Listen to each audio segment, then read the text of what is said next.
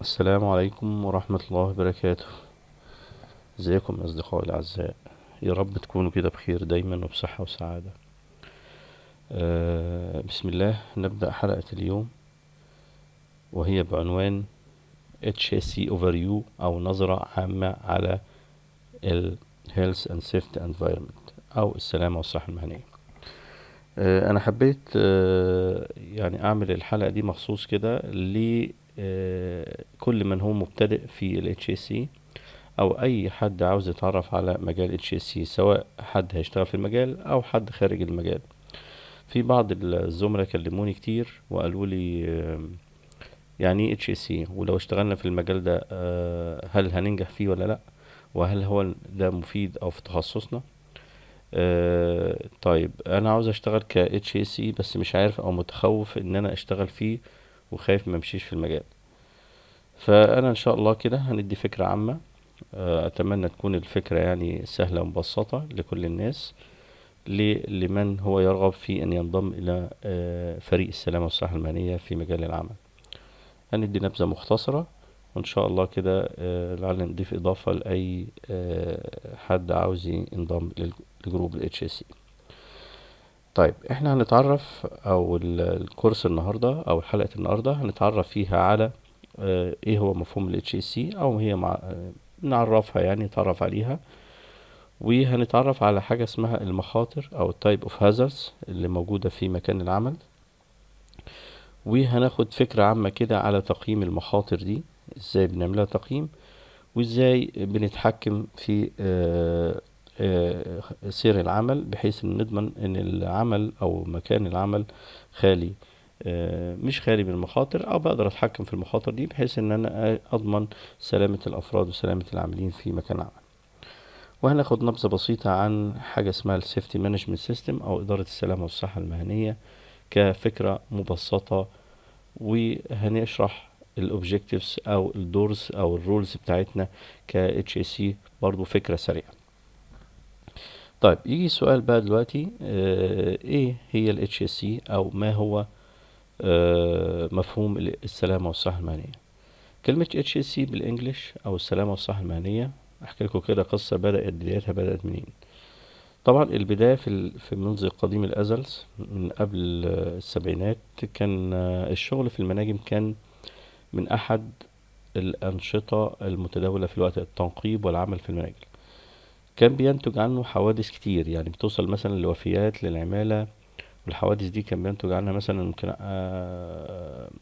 تعطيل سير العمل، انهيار للمنجم، الافراد اللي كانت شغاله في المناجم او شغاله في اعمال الشاقه دي، كان بيحصل لها اصابات وحصلات كبيره. من هنا بدات فكره انشاء منظمه او اداره بتحكم العاملين وسلامه العاملين. وفعلا بدات الفكره دي او بدات المنظمه في الولايات المتحده الامريكيه سنه 1970، ان يبقى في اداره تخص السلامه والصحه المهنيه تسمى الاوشا، وتابعة لوزارة العمل الأمريكية. تم فعلا تطبيق القانون أو قانون الأوشا الدولي دوت، اللي هو ال Occupational Health and Safety Environment دوت، 1971 تم التنفيذ. وأصبح في تشريعات وقوانين بتخص السلامة والصحة المهنية تدرك في قوانين العمل، سواء قوانين العمل الدولي اللي هي الأوشا أو قوانين العمل حسب كل دولة. يعني مثلا في مصر عندنا قانون العمل الدولي الباب الخامس الخاص بالسلامة والصحة المهنية. طيب ال HSE هو اختصار أو رمز للهيلث. وقلنا الهيلث المقصود بيها صحة العاملين، اللي هي الصحة المهنية. كل عامل بيخش في مجال العمل، شغال عمل روتيني، شغال في مصنع، شغال في شركة، عرضة ان هو يحصل له ايه مرض، او يحصل له اصابة نتيجة التعرض لمخاطر مثلا كيماوية، تعرض لمخاطر بيولوجية. كل المخاطر دي بتؤدي في النهاية الى اصابة، وإصابة صحية للشخص. دي بنسميها إيه؟ أمراض مهنية، مرض بيضر بصحة الإنسان. فأول حاجة في إدارة السلامة والصحة المهنية اللي هي الهيلث، وده اختصار ليها بسميها بالاتش. بعض إيه الأفراد بيسميها الأوكيبيشنال هيلث. الاس وهي بتخص السلامة. سلامة يعني سلامة المعدات، سلامة الأفراد، أو سلامة الممتلكات. فاس كل هو ما يخص سلامة أي منشأة او سلامة المكان اللي انت موجود فيه. والاي الانفايرمنت اللي هي بيئة العمل او البيئة المحيطة بي من ماء وهواء وطبيعة. التلاتة مع بعض بسميها HSE Health and Safety and Environment. وممكن تلاقي بعد كده في حاجة اسمها HSSE، يعني الاس بتتكرر مرتين، بيسموها Health and Safety and Security and Environment. احيانا بيدخلوا السكيورتي طبقا لنظام السلامة والصحة المهنية، بيبقى يكون معانا. فهنا ده تعريف مبسط على كلمة HSE. لو حد سألك يعني ايه HSE هتقوله Health and Safety Environment أو سلامة وصحة مهنية وحماية البيئة. طيب في objectives، في أغراض للإدارة دي. الأغراض ال HSE هنقولها في عجالة كده أو باختصار شديد. يعني لو حد سألك أو معنى ايه الهدف الأساسي لإدارة ال HSE، أنا دايما بسميها بال4M. يعني ايه 4M؟ أول حاجة اللي هي المان باور. كلنا عارفين المان باور او الايدي العاملة هي اهم عنصر من عناصر الانتاج. مفيش مصنع، مفيش اي مكان عمل الا وبيعتمد على العاملين والعمالة الموجودة فيه. وده اول حاجة انا بركز فيها على العامل وعلى الافراد اللي موجودة في مكان العمل او الافراد المحيطة بمكان العمل. يعني انا فاتح مصنع، المصنع ده مصنع مواد كيماوية مثلا او مصنع بينتج مواد كيماوية، ممكن ينتج عنه مواد ضارة بالبيئة المحيطة بيا، ممكن برضه في نفس الوقت يضر بالافراد الشغالين في الايه في مكان العمل. فبالتالي المان باور او العمالة بتخضع لاول اهتمام ليا من اهتمامات السلامة والصحة المهنية وحماية الأفراد دي. طبعا حماية بتشمل سلامتهم وصحتهم زي ما احنا قلنا من المخاطر اللي هنتعرف عليها بعدين. طيب تاني ام اللي هي الماشينز. تخيل ان انت شغال في موقع كونستراكشن، يعني موقع انشاءات. طبعا الموقع الانشائي بيحتاج معدات، بيحتاج آلات، بيحتاج ايه ماكينات بتستخدم في مجال العمل. هذه المعدات في منها اللي هو متداول يعني روتينية، يعني مثلا معدة زي اللودر البلدوزر دي بنسميها ايرث موفينج هيفي ايكويبمنت، معدات تقيلة. وفي منها معدات بتبقى خاصة جدا، يعني في أوناش مثلا بتبقى الأوناش دي بتبقى صعب الحصول عليها، أوناش هيفي ليفت مثلا، في أوناش بتستخدم في روافع خاصة. كل المعدات دي او الالات او الماشينز او المعدات الكهربائية، كل المعدات دي بتخضع لنظم ادارة السلامة والصحة المهنية. فبالتالي انا باخدها في الاعتبار كراجل السلامة والصحة المهنية، بقوم بدوري ازاي احمي الكلام ان هو يحصل له حريق، يحصل له دامج او تلف او يحصل له تدمير. تخيل كل الكلام ده، الجزئين اللي احنا اتكلمنا فيهم دلوقتي الافراد والمعدات بتخضع ليك انت كفرد من افراد السلامة ان انت بتحافظ عليهم. يعني الواحد دلوقتي ما بيكون معاه مثلا عربية خاصة بتاعته، عربيتك انا اتكلم كده على عربيتك الخاصة بتاعتك او الاسف بتاعتك، وبتتابع صيانتها وبتتابع فحصها على طول، شوف الهيدك اللي بيكون عليك.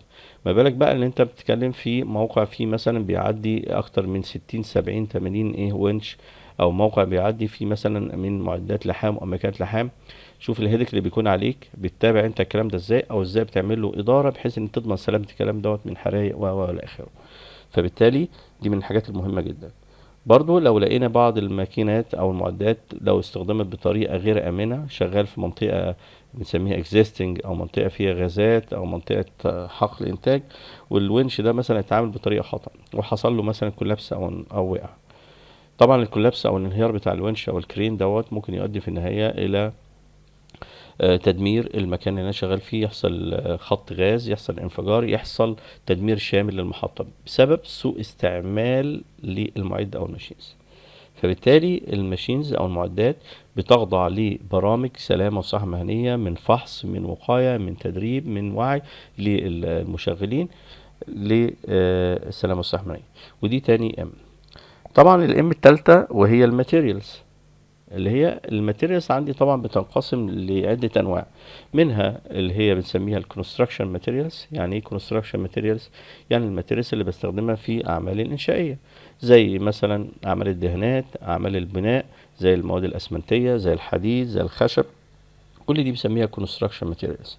وبعض الماتيريالز اللي بتجيلي اللي هي بتستخدم في التصاميم. يعني مثلا لو انا عندي مادة خاصة او سبيشال كيميكالز بتستخدم مثلا في عملية لزق معينة لمواسير معينة، كل الماتيريال دي مواد كيماوية، فبالتالي او مواد بتخش محفزة لعمليات تفاعل كيماوي، او مواد راديوجرافيك، مواد مشعة. كل المواد دي التداول بتاعها او تخزينها او استعمالها ينتج عنه مخاطر ممكن يتعرض ليها مكان العمل او الافراد الايه بيتعاملوا معاها بطريقة غير آمنة. فبالتالي لازم اتعامل مع الماتيريال عن طريق الاجراءات آمنة او عن طريق اجراءات تخص السلامة والصحة المهنية، والبرامج دي طبعا انا بكون واضحها في اول مشروع.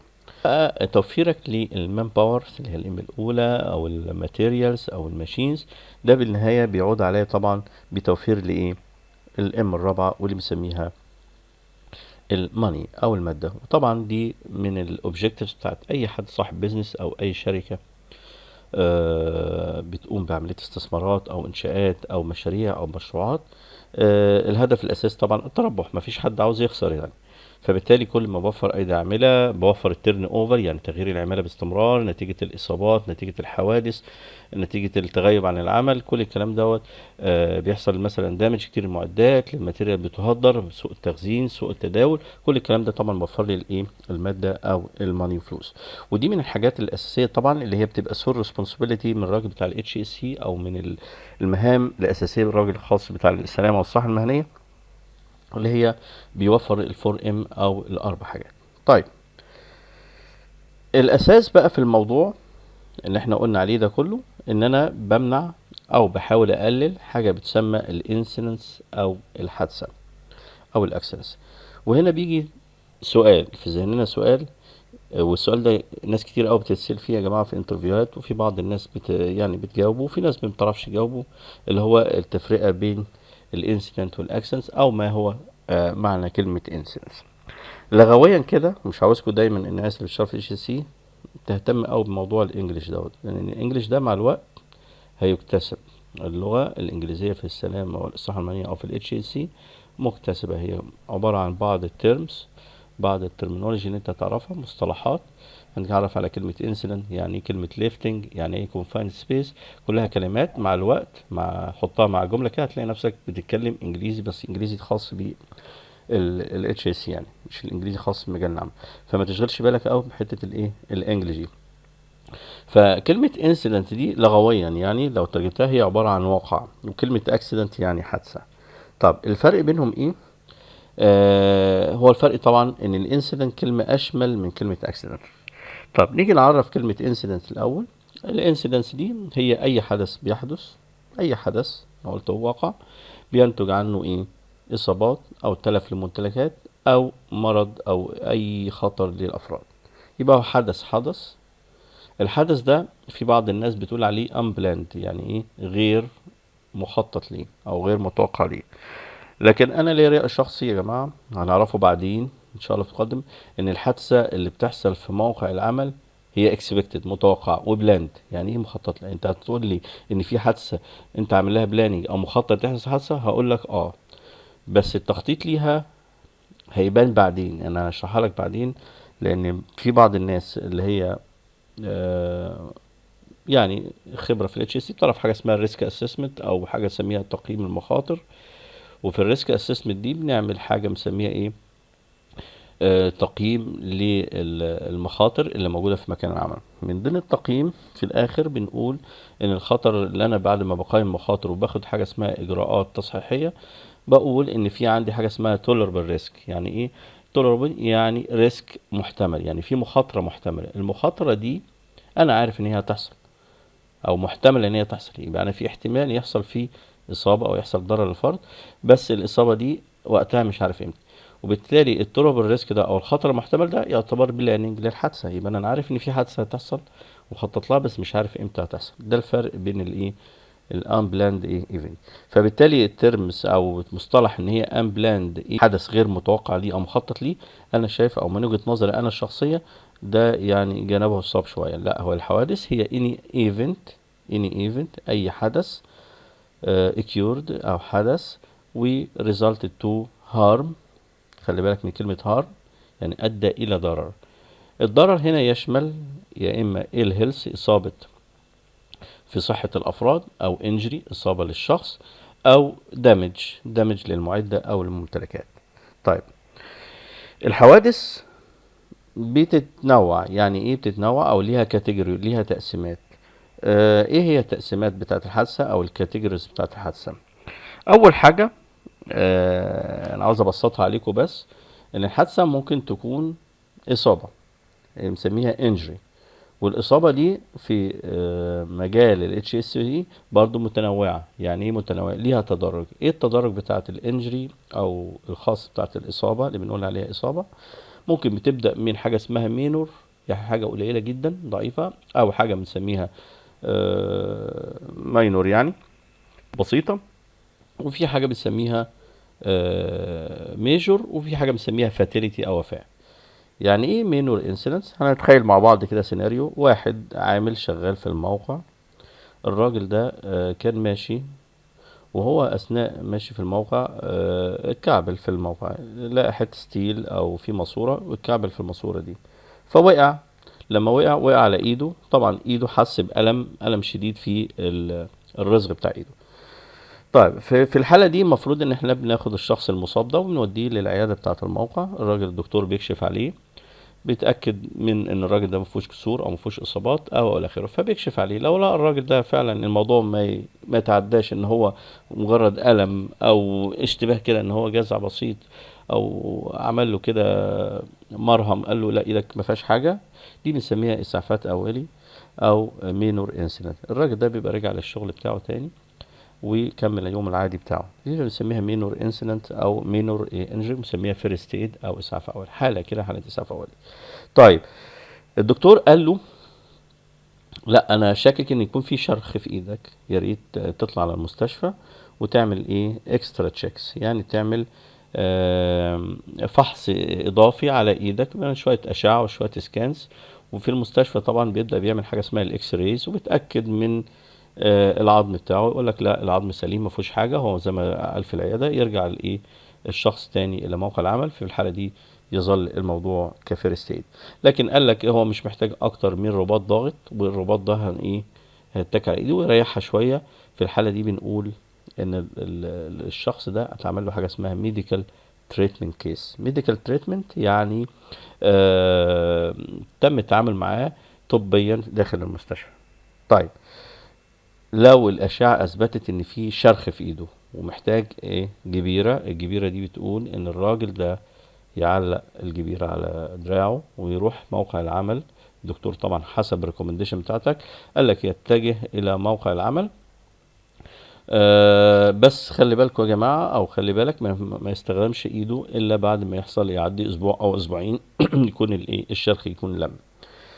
في الحالة دي بنسميها احنا restricted work case او عمل مقيد. يعني لو كان الراجل ده لحام وشغال، لا انا هخليه يعمل اعمال اشرافية او يقف اعمال مكتبية.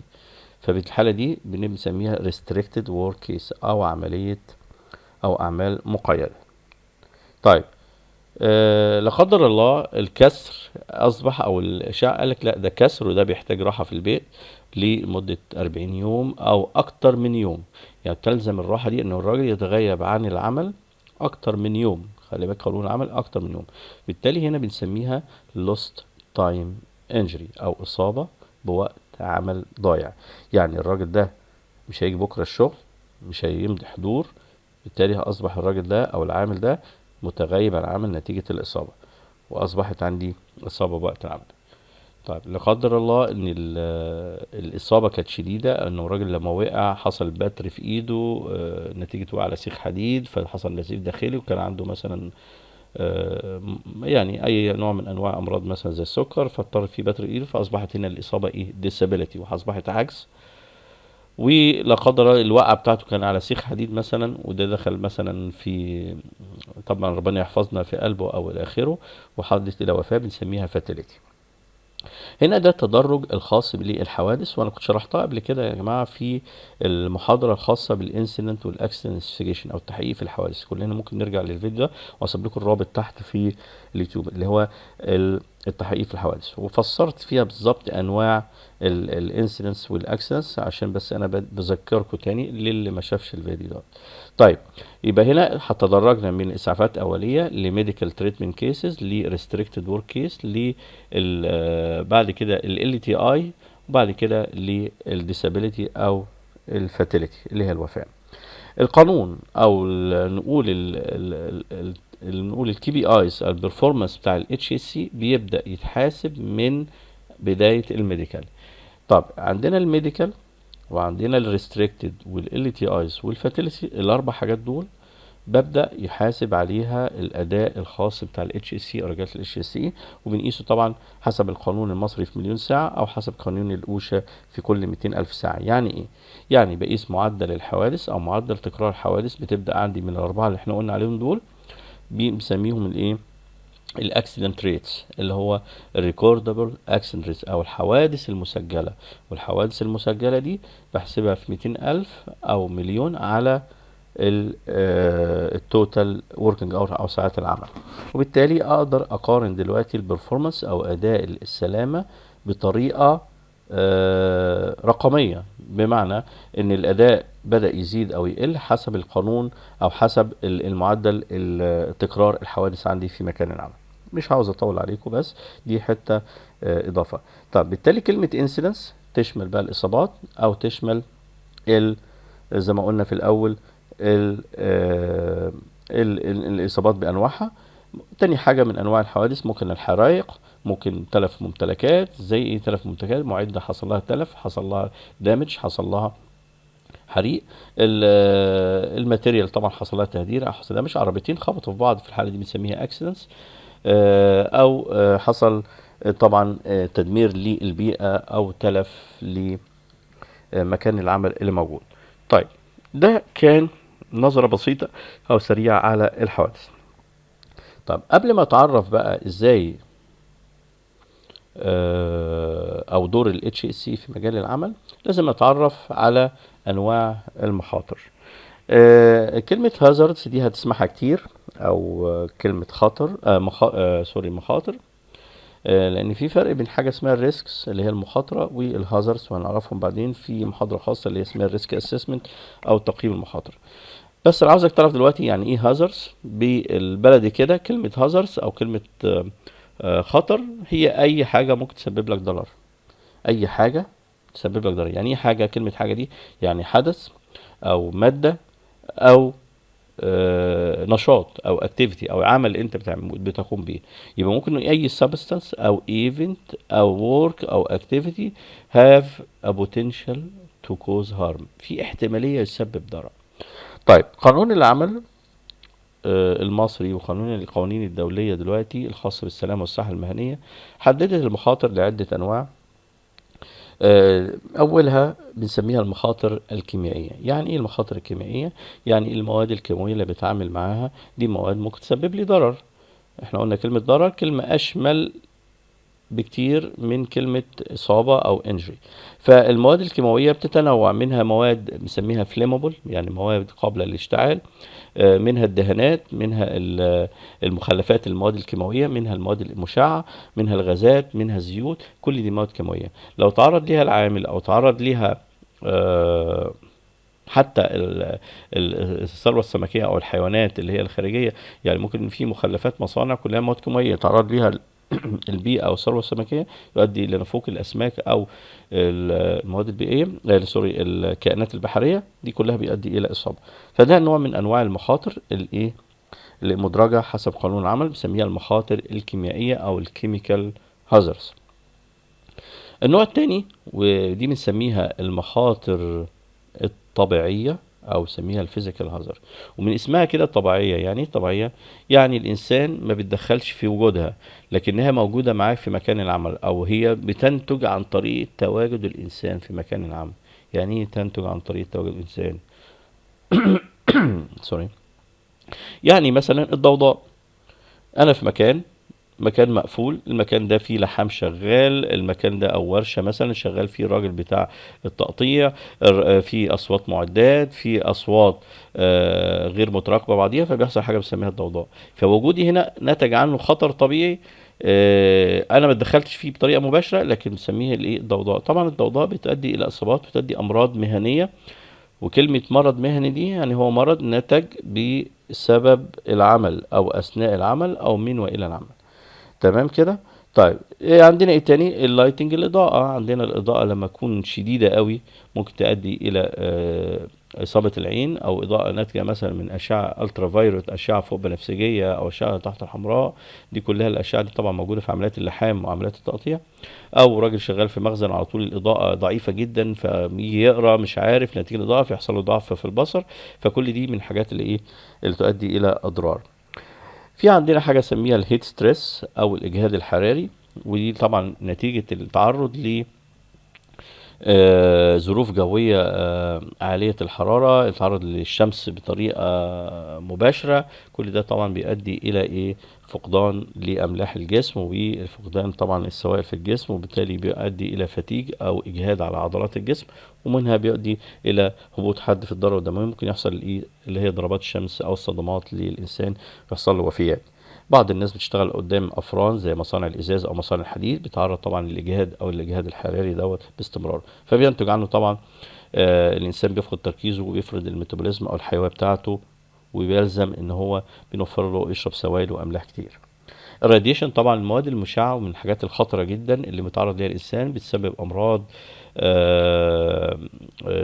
سريعه وحاده زي الكارسينوجين، الامراض المسرطنه، او بسبب امراض طبعا لامراض الدم اللوكيميا، وبتسبب لامراض عديده خاصه بالانسان.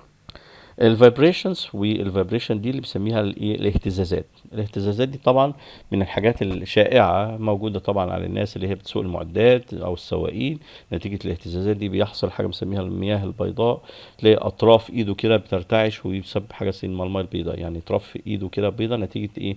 موت الخلايا او الشعيرات الدمويه في جسم الانسان، وهكذا. طبعا الامراض او المخاطر الطبيعيه متعدده وكتيره جدا. من المخاطر اللي ممكن نلاقيها برضو في مجال العمل، سواء الأعمال الإنشائية أو أعمال المصانع أو المحطات الحية، اللي هي الميكانيكال والإلكتريكال هازارد. هي المخاطر الميكانيكية والمخاطر الكهربية. كلنا عارفين الأدوات والمعدات من الحاجات اللي بتنتج عنها حوادث كتير ووفيات كتير. ممكن يحصل للأفراد حاجة بنسميها الكوت أو السترايك باي. سترايك يعني يصطدم بيه، كلمة سترايك باي يعني او ستاك باي، سوري.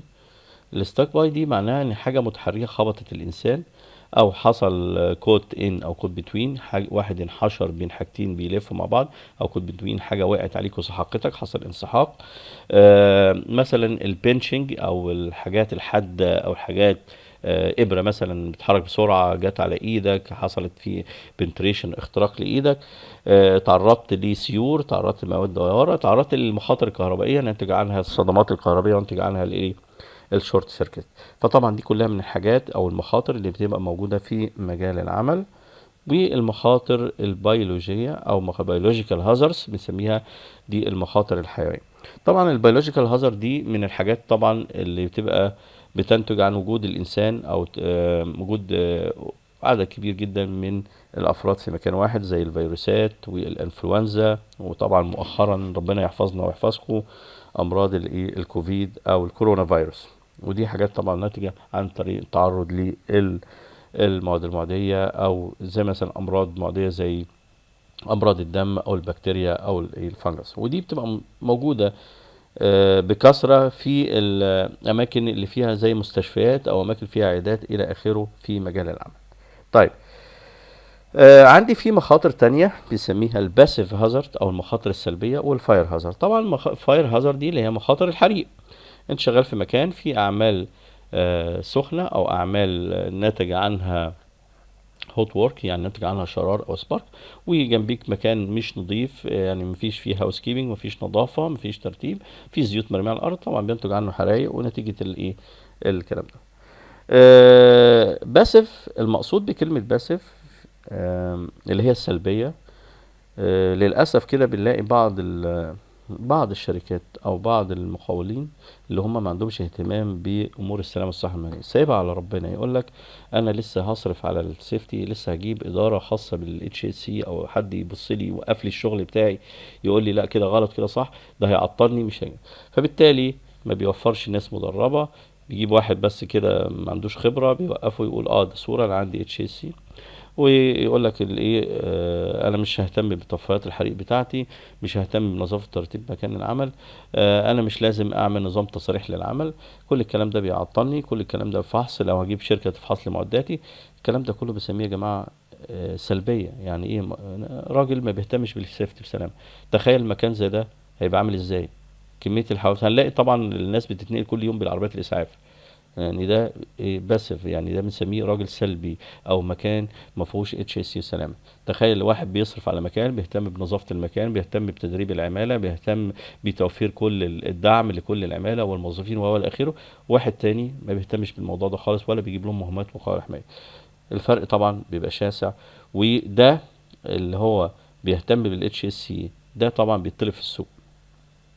البيزنس دلوقتي يا جماعه بقى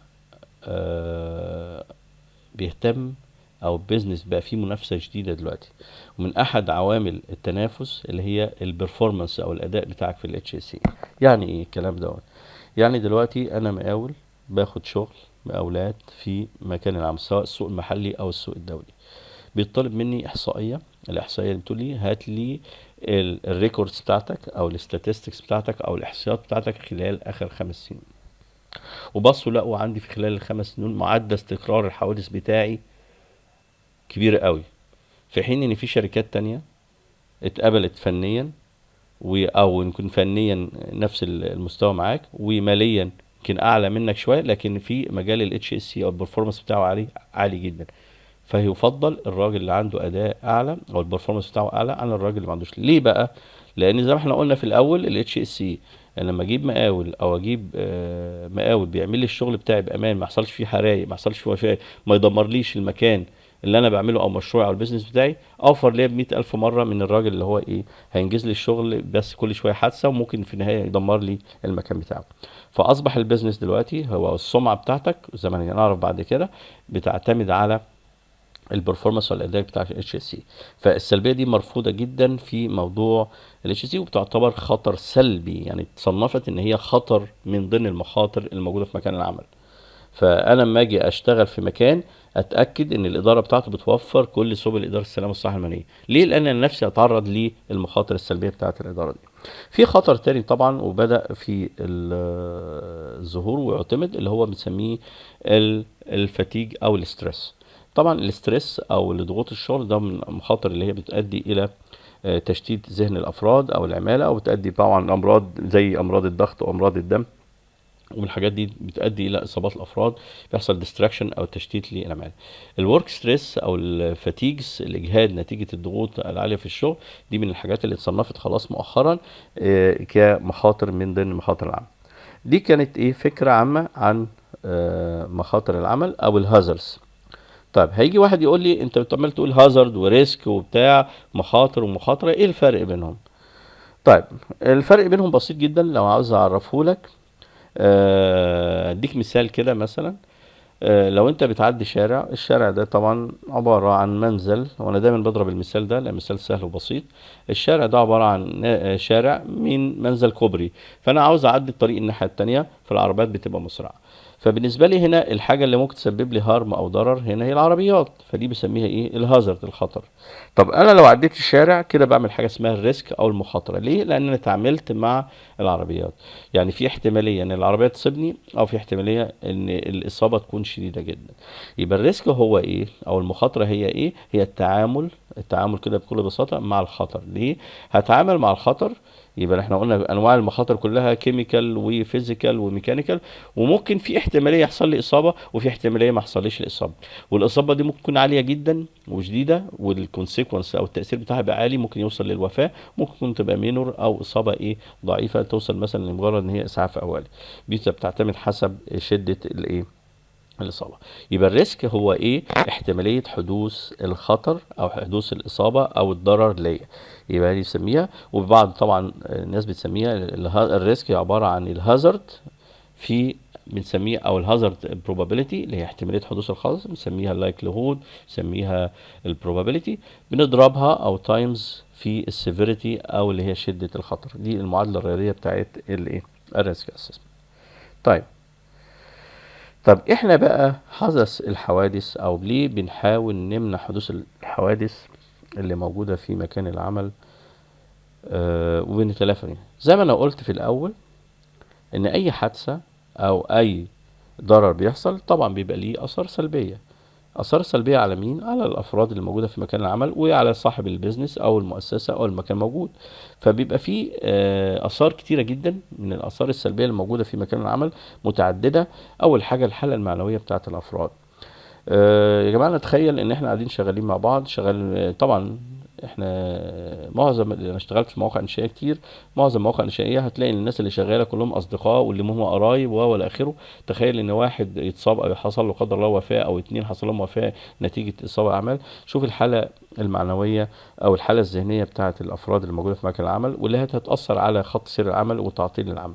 فالحاله المعنويه بتتاثر نتيجه الاصابه، واحد اتصاب. بالاضافه لكده زي ما قلت لك في الاول، لو انت دخلت مكان عارف فيه ان معدل الحوادث كل يوم باستمرار، انت قاعد قلقان خايف يحصل لك مشكله.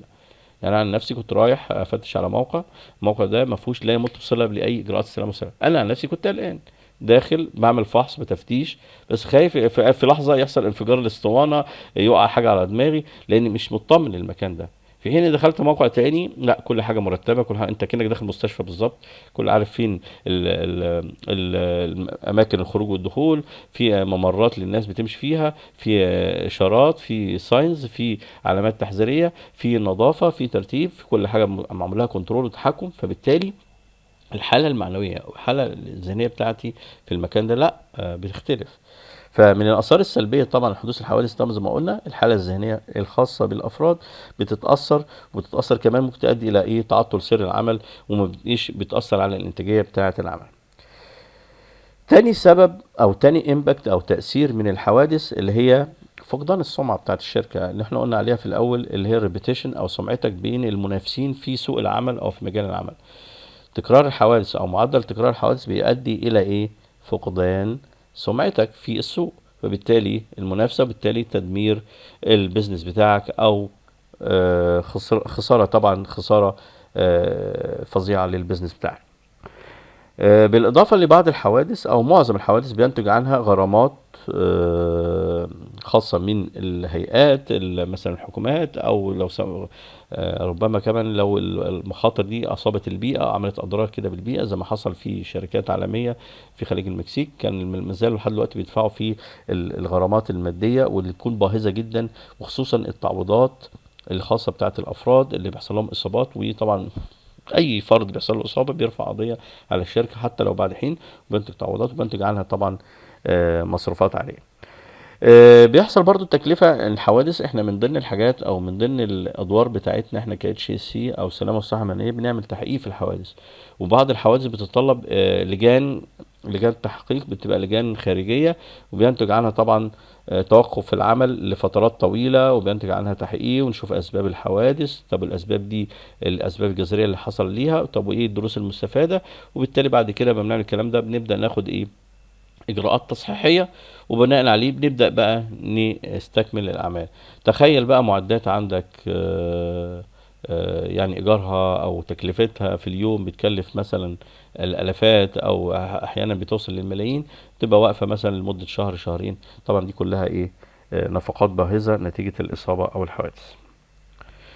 الاصابه طبعا بتاعت الافراد زي ما قلنا في الاول، الفور ام المان باور، والناس اللي هي مدربه، والناس ممكن في بعض الناس بتبقى سبيشال، تبقى خاصه، تبقى نادر لما بتلاقي، او عشان تلاقي فرد مثلا متخصص في اداره معده معينه او ماكينه معينه، الراجل ده حصل له اصابه وقعد في البيت مثلا شهر، العمل او المكنه بتاعته دي تعطلت نتيجه ان انا مش لاقي البديل بتاعه.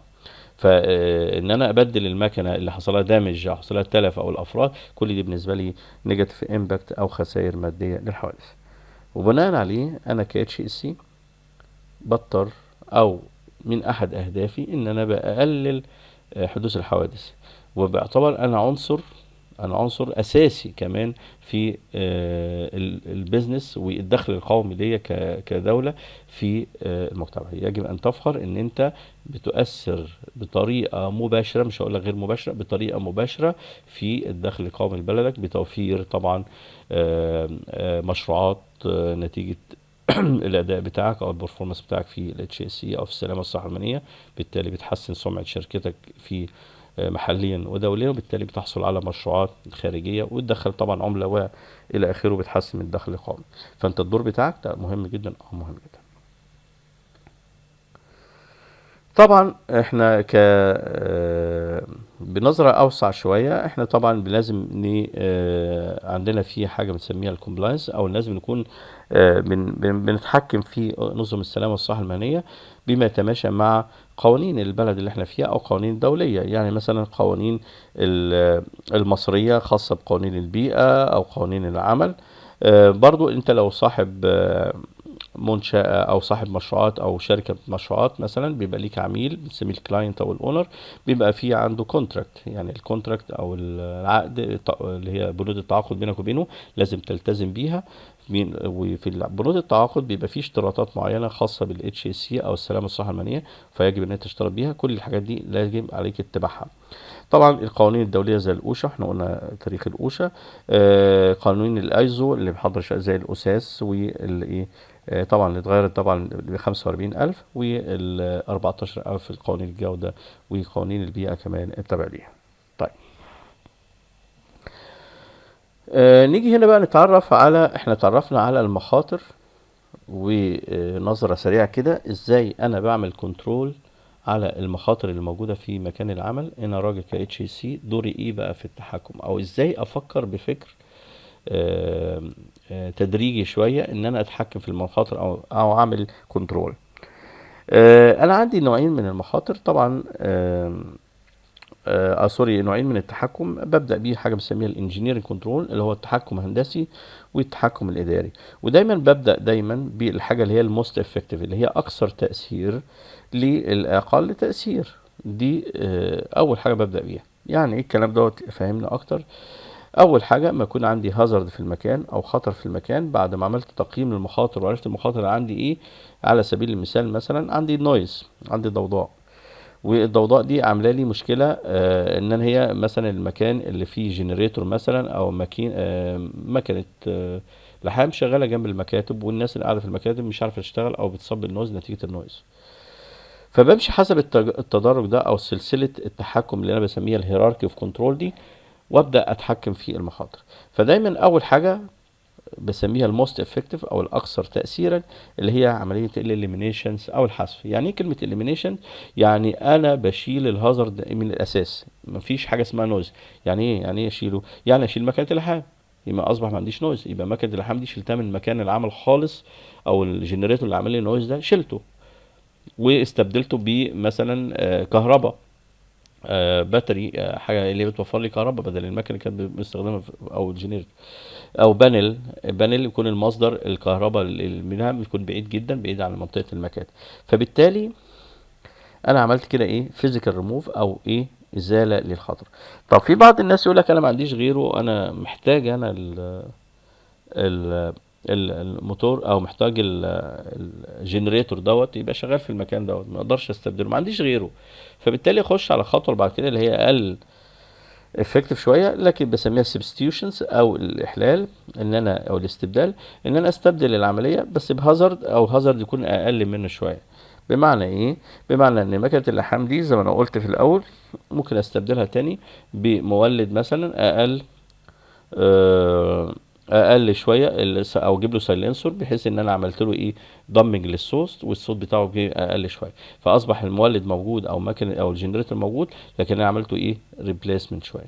بمعنى ايه؟ عملت له تبديل من المكان، جبت مولد تاني، بس المولد التاني في حاجه اسمها سايلنسور بيعمل له ضمنج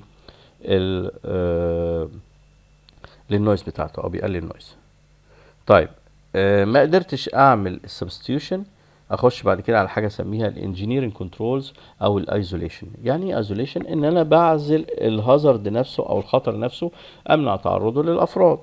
زي ايه؟ ابني اوضه مثلا حوالين الجنريتور، بحيث ان انا في الحاله الاوضه دي بتكون مصممه بحيث ان هي ما يحصلش انبعاثات او ما يحصلش ايه نويز، ما اسمعش الاصوات الموجوده.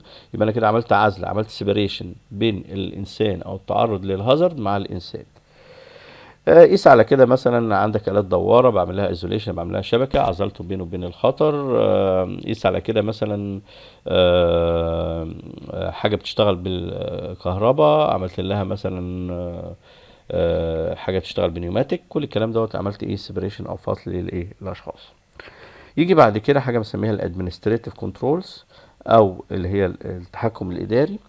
قلنا التحكم الإداري في بعض الناس بيسميها البروسيدرز والبراكتسز بروسيدرز، اللي هي الممارسات الإدارية، زي طرق التشغيل، المانوالز بتاعت الأعمال، زي الورك بيرميتس، زي التشيك ليست، الفحص المبدئي. كل البروسيدرز اللي هي الإجراءات الخاصة بالسلامة والصحة المهنية دي كلها بنسميها تحكم إداري لطريقة الشغل. طريقة تنفيذ العمل، الريسك اسسمنت، كل الكلام دوت بيعتبر من انواع الايه التحكم الاداري. واخر حاجه طبعا اللي هي مهمات الوقايه الشخصيه او بسميها البيرسونال بروتكتيف ايكويبمنت. طبعا دي من الحاجات اللي ليس لها تاثير اصلا في منع المخاطر، بالعكس. يعني انا دلوقتي لو عندي هازارد مثلا زي ونش شايل حمل مثلا اطنان، وهقول انا لابس خوذه معدي تحت الونش، يعني لو الحمل ده وقع عليا هشيل؟ لا طبعا التاثير بتاعه بيبقى قليل، وده من اقل الحاجات المخاطر. يبقى انا لو اتبعت الخطوات دي او في التسلسل الهيراركي اوف كنترول دوت في التحكم في المخاطر، ابدا اعمل تقييم المخاطر بتاعتي وابدا اخد اجراءات وقايه. هذا التسلسل ان شاء الله كده هعمل تحكم كامل على المخاطر الموجوده في مكان العمل. وبكده يا شباب وصلنا لنهاية حلقة اليوم او الجزء الاول من حلقة اليوم. ان شاء الله الجزء الثاني من الحلقة دي هنتكلم فيه على الستبس او الخطوات اللي لازم اخدها عشان اعمل تحكم كامل في المخاطر العمل. هنتعرف برضو على مهام راجل السلامة والصحة المهنية، ازاي ايه الدورز بتاعته، الريسبونسبيلتيز والمسؤوليات بتاعته، وازاي بيعمل انسبكشنز او فحص، او المهام اللي هو المفروض يعملها داخل موقع العمل. وهناخد نبذة صغيرة عن إدارة السلامة والصحة المهنية أو المانجمنت سيستم اللي هو ال HSE مانجمنت سيستم. اتمنى ان تكون حلقة النهاردة عجبتكم، ولو في اي ياريت اي تعليق او اي استفسار ياريت يكون في خلال التعليقات تحت في الكومنتس. وما تنسوش يعني عشان الفيديو ده يوصل لاكتر عدد ممكن من الزملاء او اي حد عاوز يعني يخش في مجال HSE، يعمل اشتراك او متابعة او سبسكرايبس في وتفعيل الجرس. اشكركم على حسن الاستماع، ويا رب تكونوا على خير كده، واشوفكم على خير ان شاء الله في الجزء الثاني. السلام عليكم ورحمة الله وبركاته.